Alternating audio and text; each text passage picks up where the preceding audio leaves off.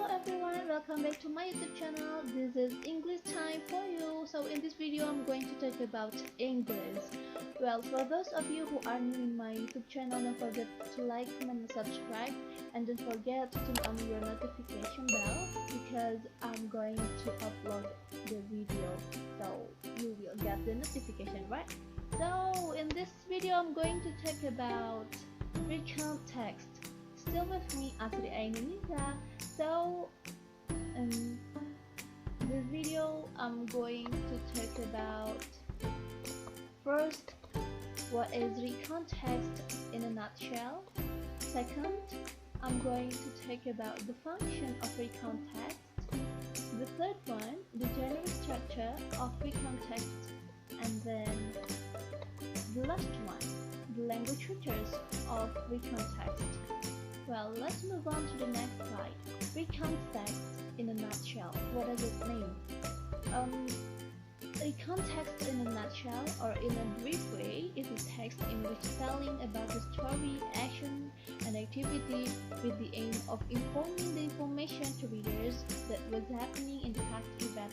So basically, a recount text is a text that is same as other text to inform the information, but the things that differentiate recount text from other text is the thing that is happening from the past event. So this recount text is the way people to explain the things that was happening in the past.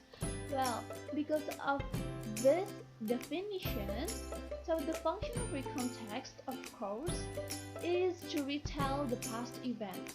So basically everything in the text is to inform the information, but in this text we are going to retell the past event, what was happening in a 1991, for example, or what was happening on Sunday, what was happening at 2 p.m. Last day, for example.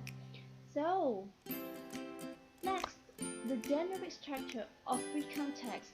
The first thing is orientation, and the second one is event, and the third one is reorientation.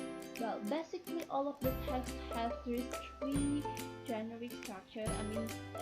Has these three part of the generic structure. So this is the same as the recount text.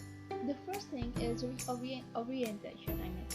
This part is introducing the actor or the activity that will be discussed in the next part, which is in the events part. So this is the way, or this is the time for the people or for the writer to introduce the actor or the activity that will be discussed in the next events, which is the main actor or the main activities or the main events, something like that. And then the next one is the event. Events mean the main part of the text in which tells about the events in the past. So for example, after you are introducing someone or you are introducing one event, so you are talking about the activities within the event, you are talking about the chronological thing with the actor. For example, I was born in 1999, and in 22, for example, I was entering the primary school, something like that. So talking about the chronological thing which is happening, which was happening in the past. Well, after the event already discussed all, so the last one is reorientation. The orientation is the part in which close the text. What I mean here is that the function of reorientation is to close the event, to close the text.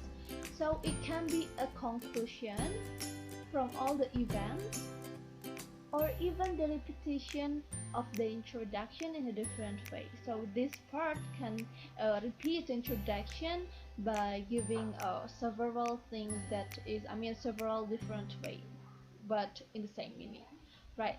So let's see for the number 4, the language features of recount text. Well, because recount text are talking about the past event, so of course it will use the past tense, whether it is the past simple or past continuous or past perfect or past perfect continuous. So the next one is conjunction word. Conjunction words mean the word that connects with that the word that connects from one event to other events. For example, there is a word then, also therefore, before, after, afterwards, etc. And then also using past adverb of time, for example, last year, 3 days ago, on Sunday, in 1999, and etc. And then the fourth one is action verb. So in the recount text, basically use action verb, even it is use other other types of verb, but basically it is using a action verb like bath, ate, knocked, awoke, and etc. And then the fifth one is focusing on one actor or event.